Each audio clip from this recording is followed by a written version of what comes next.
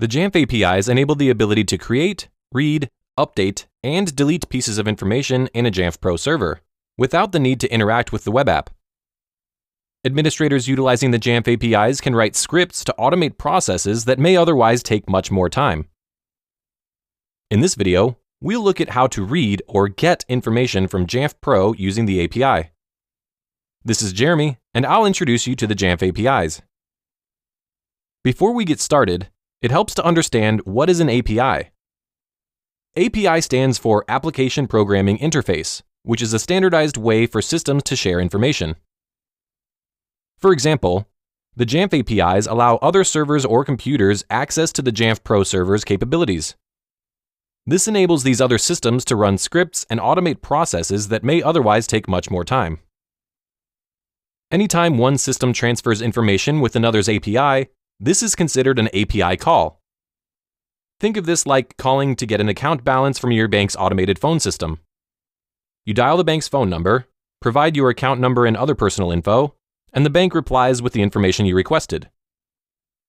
Similarly, an API call can be used to get information from a Jamf Pro server, like a list of all buildings, categories, or departments, or the user and location information for a computer or device. There are two different APIs in Jamf Pro: the Jamf Pro API, formerly known as the Universal API, and the Classic API. The Jamf Pro API is still in beta, so this video focuses on using the Classic API. For more information on the Jamf Pro API, check out the API documentation in the Jamf Pro Developer Portal. We'll initiate API calls with the curl command, which transfers a URL and is included with macOS and most Linux distributions. Think back to the earlier example of calling your bank for an account balance. You had to know your bank's phone number before making the call, just like we need to know a URL to curl. Navigating to your Jamf Pro URL/API in a web browser displays the Classic API resource documentation. This is a list of endpoints with which we can use the API to interact with Jamf Pro. Select an endpoint. I'm going to select Buildings, and you'll notice there are 4 different types of operations: get, post, put, and delete. These are the methods we can use to transfer information with Jamf Pro, where get reads info, post creates new info, put updates existing info, and delete removes info. Select an operation to expand it, and we're looking for the request URL. If this is your first time viewing the Classic API resource documentation during this browsing session, you'll probably need to click Try It Out and log in with a Jamf Pro user account that has the privilege to read buildings. Now we can see the request URL. Add this to the end of your Jamf Pro URL, and that's the URL to curl in order to get a list of all buildings in Jamf Pro. API calls can be executed in a command line interface like Terminal, but I'm going to use CodeRunner, which is available for purchase in the Mac App Store, to more easily test and modify API calls. Begin with the curl command, then your Jamf Pro URL, including the rest of the request URL. This is case sensitive, so be sure the J, S, S, and R are capitalized. We're getting close to having a complete API call, but watch what happens when I click Run to execute this command. The Jamf Pro server returns an unauthorized error message, stating the request requires user authentication. Similar to calling the bank for an account balance, where you would need to have your account and personal information to gain access, an API call requires the username and password of a Jamf Pro user account with the appropriate privileges. Use the -u option after the curl command and before the request URL to specify user credentials.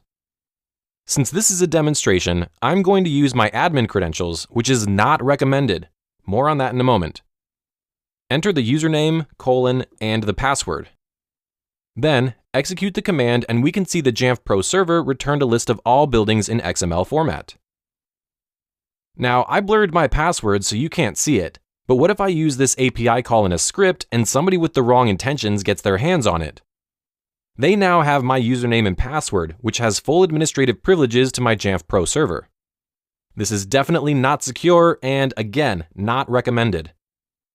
Instead, it's recommended to create a Jamf Pro user with only the minimum privileges required to complete the API call. Log into Jamf Pro and navigate to Settings, and in System Settings, select Jamf Pro User Accounts and Groups. Click the New button to create a new user, and choose to create a standard account. Enter a username, leave the privilege set as custom, and enter a password.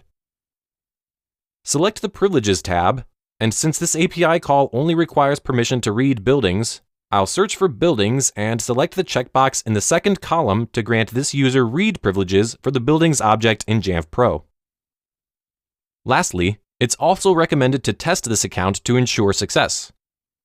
Click Save, return to Code Runner, change the username and password to the Jamf Pro user that was just created, and execute the command. Success! We now have a working API call and a Jamf Pro user account with the appropriate privileges. However, the information returned is not in a very user-friendly or readable format, and there are still more ways we can modify this API call to create new buildings, rename existing ones, or even delete buildings. For more information on formatting the text returned and creating, updating, or deleting information in Jamf Pro, check out our videos on the Classic API. That's all for this video on the introduction to the Jamf APIs. Thanks for watching, and we'll see you in another video.